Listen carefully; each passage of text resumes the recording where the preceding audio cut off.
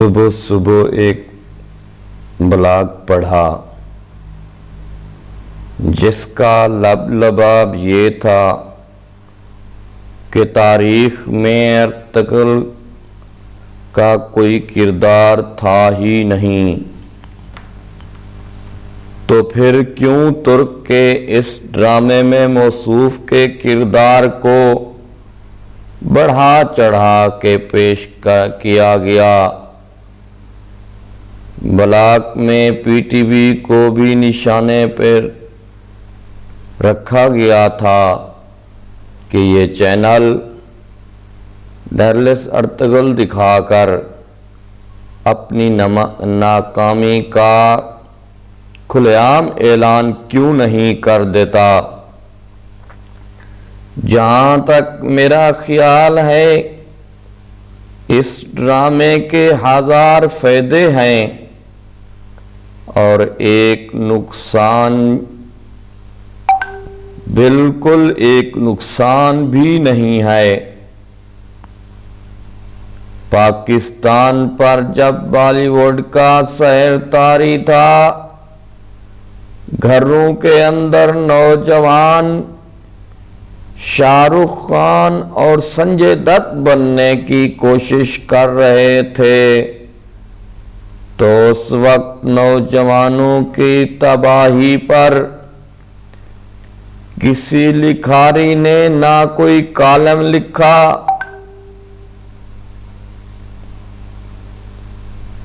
और ना ब्लॉग, लेकिन जब तलवारों और तीरों की तारीख दिखाकर इसमें इब्ने अरबी और अर्तुगरुल के मिलाप से उम्मत की कामयाबी दिखाई गई, तो कलम और जबान दोनों हरकत में आ गए।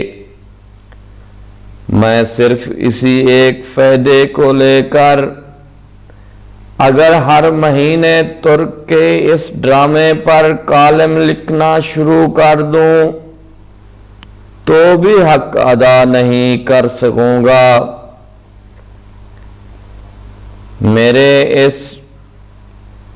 मेरे आसपास बेशुमार ऐसे लोगों को मैं रोज देखता हूं जिनको तारीख का पता है ना मुसलमानों के अरूजो ज़वाल का,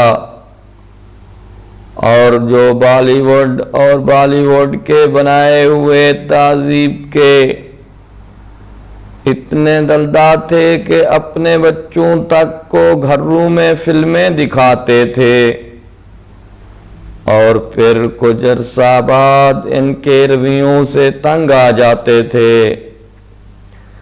आप यकीन करें, आज वही लोग खुद भी और बच्चों को भी डरलेस अर्तुगरुल के शाहकार किरदारों के शाही तारीख से रोशनास कराने की कोशिश करते हैं और हर रोज इस ड्रामे का कोई न कोई कस देख रहे होते हैं। क्या यही फायदा कम नहीं है? दूसरी बात, मैं नौजवानों से राब्ते में रहता हूं। बेशुमार नौजवानों ने इस ड्रामे के बाद तारीख का मुतालिया शुरू कर दिया। किताबों से दुश्मनी के बाद किताबें पढ़ना अगर इस जदीद दौर में शुरू हुआ है, तो क्या ये बहुत बड़ा फायदा नहीं है? इन सब फायदों के बाद एक अहम हकीकत बहुत खूबसूरत अंदाज के साथ दिखाया गया, और वो ये कि मुसलमान जब खौफे खुदा और यकीन मुहक्कम के साथ दुश्मनों से नबर्द आजमा रहे होते हैं, किसी ने कुछ नहीं बिगाड़ा और उसी हकीकत को हजार किताबों में कलमन किया गया।